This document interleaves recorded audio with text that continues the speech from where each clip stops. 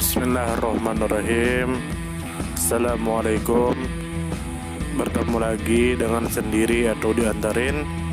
Semoga kita baik-baik saja dan semoga kita masuk surga. Amin. Sekarang masuk ke video. Hamka Haq. Tentu saja kemungkinan tidak asing di telinga kita, terlebih bagi para orang-orang yang pernah mendengarnya. Disebutkan menurut informasi yang beredar bahwa Hamka Haq adalah seorang tokoh Islam Indonesia, akademisi, dan politisi. Beliau lahir pada tanggal 18 Oktober tahun 1952 di Baru, Sulawesi Selatan dan meninggal dunia pada tanggal 6 Desember tahun 2023.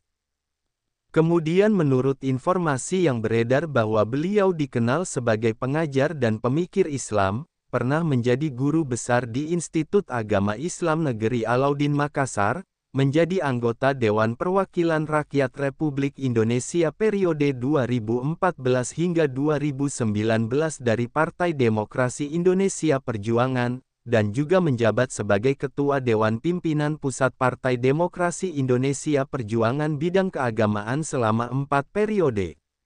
Selain itu, beliau adalah Ketua Umum Baitul Muslimin Indonesia, organisasi sayap Islam dari Partai Demokrasi Indonesia Perjuangan serta penasehat Majelis Ulama Indonesia. Kemudian menurut informasi yang beredar bahwa Hamka Haq menjalani masa kecil dan pendidikan awal di Baru, kemudian berkarir di Makassar sebagai akademisi.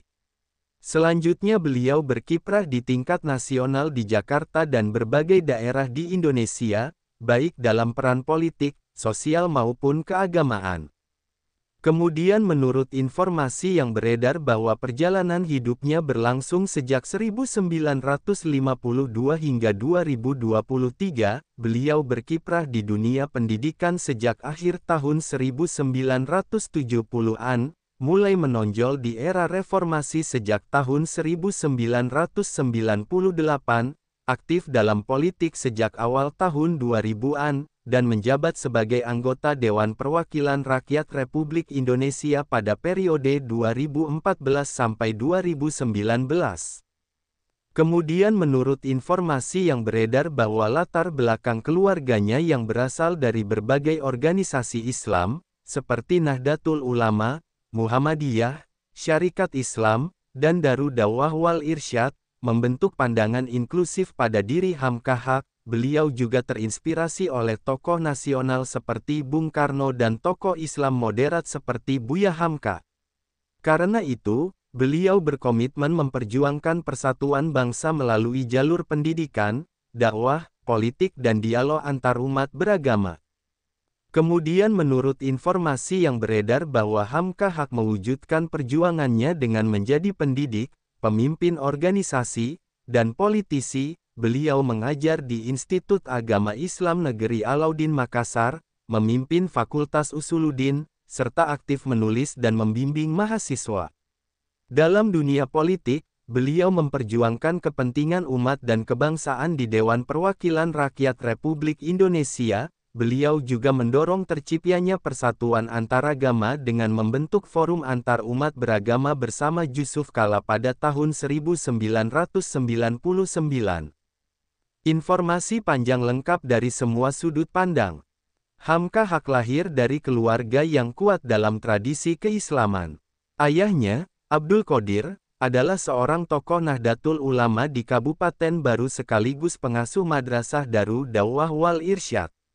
Dari pihak ibu, keluarganya banyak berafiliasi dengan Syarikat Islam, sementara sebagian keluarga ayah ada yang aktif di Muhammadiyah. Latar belakang keluarga yang beragam inilah yang membuat Hamka Haq tumbuh dengan pandangan luas dan inklusif. Ayahnya memberi nama Hamka karena kekaguman kepada tokoh Islam besar, Buya Hamka, yang dianggap sebagai pribadi moderat. Sejak kecil, Hamka Haq menunjukkan kecintaan pada Bung Karno. Beliau membaca berbagai pidato Bung Karno pada tahun 1960-an, bahkan menghafalnya. Beliau juga membaca buku penyambung Lidah Rakyat Indonesia karya Cindy Adams, serta di bawah bendera revolusi. Dari sini, beliau tumbuh dengan jiwa nasionalisme yang kuat. Karir akademisnya dimulai di Institut Agama Islam Negeri Alauddin Makassar, tempat beliau mengajar, memimpin Fakultas Usuluddin, hingga meraih jabatan guru besar. Pada masa reformasi 1998,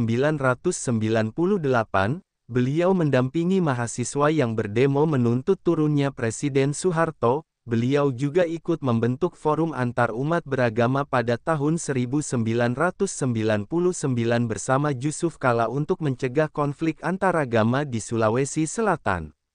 Forum ini kemudian menjadi cikal bakal Forum Komunikasi Umat Beragama. Dalam dunia politik, Hamka Haq memilih bergabung dengan Partai Demokrasi Indonesia Perjuangan setelah aparatur sipil negara tidak lagi diwajibkan masuk partai golongan karya. Beliau kemudian dipercaya menjadi Ketua Dewan Pimpinan Pusat Partai Demokrasi Indonesia Perjuangan bidang keagamaan sejak 2005 hingga 2023. Pada tahun 2007, bersama Taufik Yemas dan Megawati Soekarnoputri, beliau mendirikan Baitul Muslimin Indonesia, sebuah organisasi sayap Islam dari Partai Demokrasi Indonesia Perjuangan. Sebagai anggota Dewan Perwakilan Rakyat Republik Indonesia periode 2014 sampai 2019, beliau duduk di Komisi 8 yang membidangi masalah sosial dan agama, serta pernah menjabat sebagai Wakil Ketua Mahkamah Kehormatan Dewan. Dalam dunia kampanye politik, beliau mendampingi Megawati, Jusuf Kalla, Prabowo Subianto, maupun Joko Widodo di berbagai daerah. Salah satu peran pentingnya adalah dalam pengusulan Hari Santri Nasional. Usul itu lahir ketika beliau bersama para tokoh pesantren mengusulkan agar tanggal 22 Oktober yang merupakan tanggal seruan jihad oleh Hasyim Asy'ari pada tahun 1945, ditetapkan sebagai Hari Santri Nasional. Usul ini akhirnya diterima dan diresmikan oleh Presiden Joko Widodo.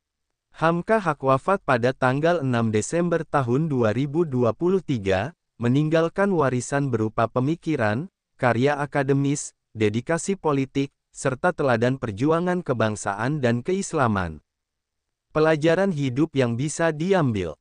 Latar belakang yang beragam bisa melahirkan pandangan yang toleran. Hamka Haq lahir dari keluarga dengan berbagai organisasi Islam, sehingga beliau terbiasa melihat perbedaan sebagai kekayaan. Dan kecintaan kepada tokoh dapat membentuk arah hidup. Kekagumannya pada Bung Karno dan Buya Hamka membuatnya menempuh jalan nasionalisme dan Islam moderat. Dan peran pendidikan dan politik bisa saling melengkapi.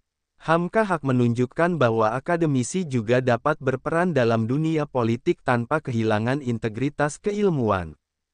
Dan dialog antaragama adalah kunci menjaga perdamaian. Upaya yang beliau lakukan dalam membentuk forum antar umat beragama menjadi contoh penting. Dan kesabaran dalam perjuangan akan membuahkan hasil. Penetapan Hari Santri Nasional adalah buah dari perjuangan panjang yang konsisten. Sumber referensi Google Chrome dan ChatGPT.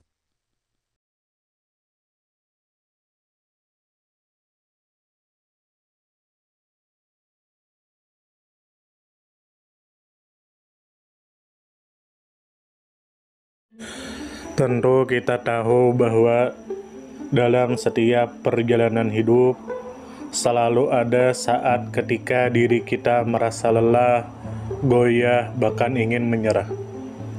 Namun di balik setiap perintangan tersembunyi peluang untuk tumbuh dan menguatkan diri kita. Hari ini adalah kesempatan baru, saat yang tepat untuk kembali menyusun niat, memperbaiki langkah, dan meyakini bahwa setiap tetes usaha tidak akan pernah sia-sia.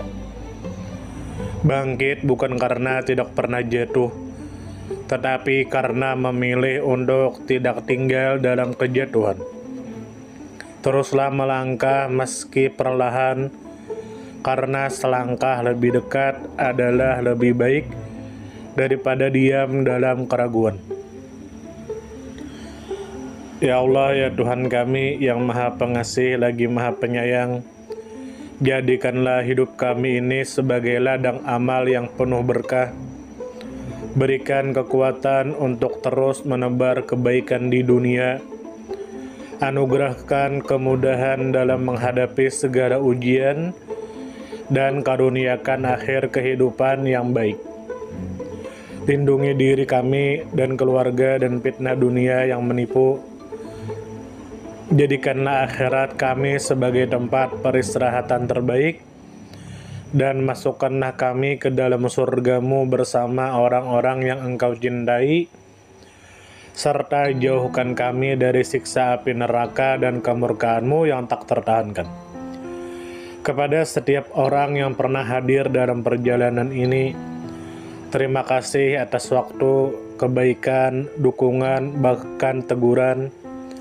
Maafkan atas setiap kata yang menyakiti, sikap yang mengecewakan, atau hati yang mungkin belum sepenuhnya mampu menjaga.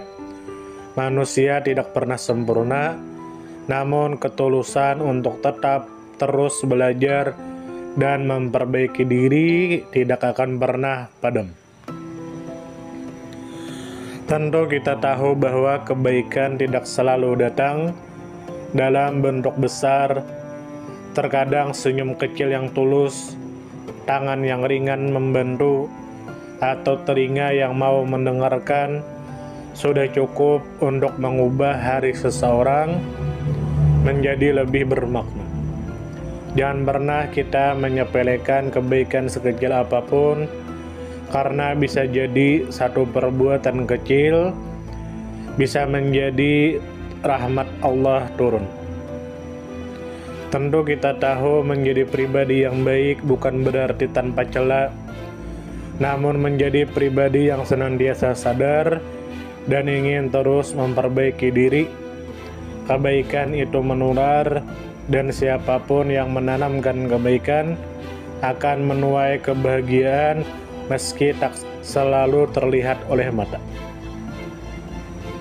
Dunia membutuhkan lebih banyak hati yang lembut, tangan yang menguatkan, dan jiwa yang peduli. Semoga usaha yang dilakukan bernilai ibadah. Semoga hidup kita menjadi pemberat amal baik, dan semoga kelak ketika dunia telah kita tinggalkan, nama yang tertinggal bukan hanya sekedar dikenang, tetapi menjadi doa yang terus mengalir karena kebaikan yang tidak pernah berhenti untuk ditanam.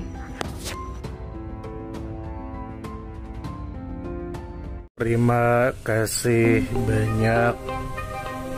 Mohon maaf jika ada salah.